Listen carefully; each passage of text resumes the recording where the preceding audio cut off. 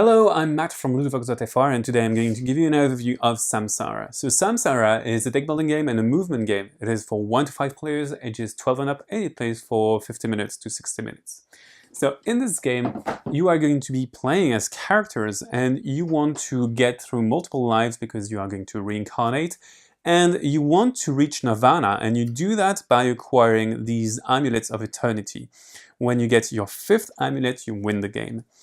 To gain those amulets, you're going to spend symbols based on the different amulets, and you get those symbols on the experiences that you get through your life and lives. So how do we play this game? Basically, we are going to be playing turn after turn. So a player is going to take their turn, then we move on to the next player, and so on and so forth until the player wins. This is a deck building game, so everyone has a base deck, and we are going to add up those experience cards and also bad or good karma cards. These are very important. The good karma is wild cards, and bad karma is going to linger and hinder you. So this is not very great, but you might want to take some bad karma. I'm going to explain that later. Every player has a player board with some special abilities, a player help, and also a figure there. On your turn, you will have to perform a certain sequence, and the first action that you have to do is to move. You have to move at least one space, and you can't move past a full revolution. So for example, let's imagine I really want to get there. I'm going to move 1-2 spaces. We are going to move according to the colors on the octagonal board.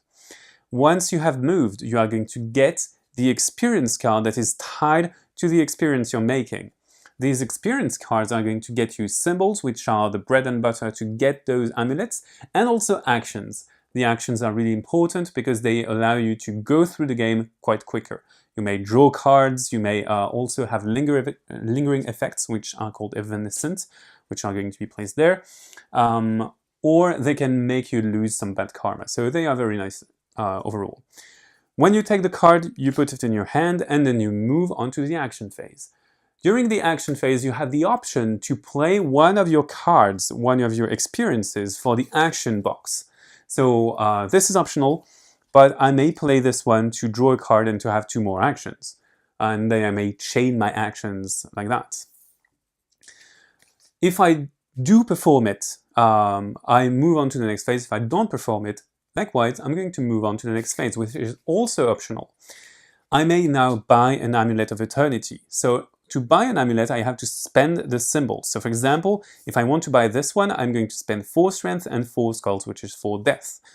So for example, this card, this experience that I got, awards me with 2 strength symbols. So this is really nice.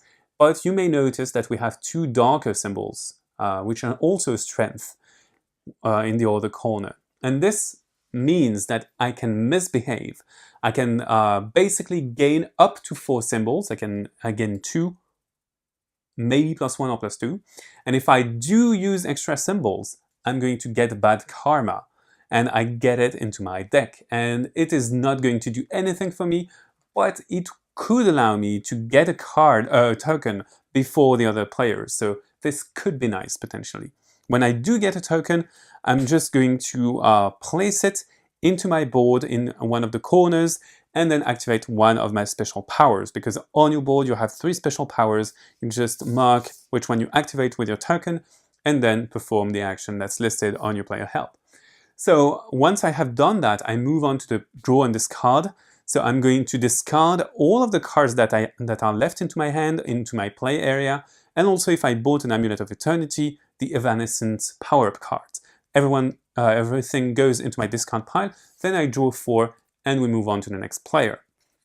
So you have the base sequence of a turn in Samsara, but now let's imagine that the tiger, the next player, wants to get there. You know, I was there already, so the tiger needs to share, and he needs to share his experiences, so he has to give me an experience card, not a bad karma card, right?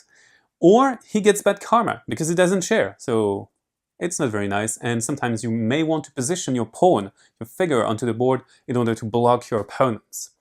Also, if you move past death, you are reincarnated, and you're going to lose some of your experiences and put the cards back onto the stacks. Again, you don't lose bad karma that way because it lingers life after life. So it is important because it thins your deck, and sometimes you won't have any interesting symbols. For example, there might not be strength symbols in the amulets around me, so I might thin out by discarding these ones. So basically, you have the flow of the game. Now, we win by having our 5th amulet, and again, there is a precision about the 5th amulet that I have to give. To get your 5th amulet, you have to do that in a good fashion. You can't gain bad karma if you want to reach Nirvana.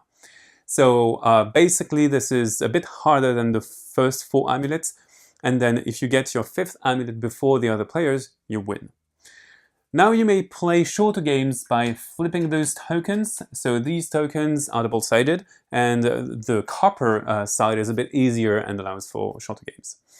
There you have it. You know almost everything there is to know about Samsara. So this is a game about deck building, about managing the bad karma you take.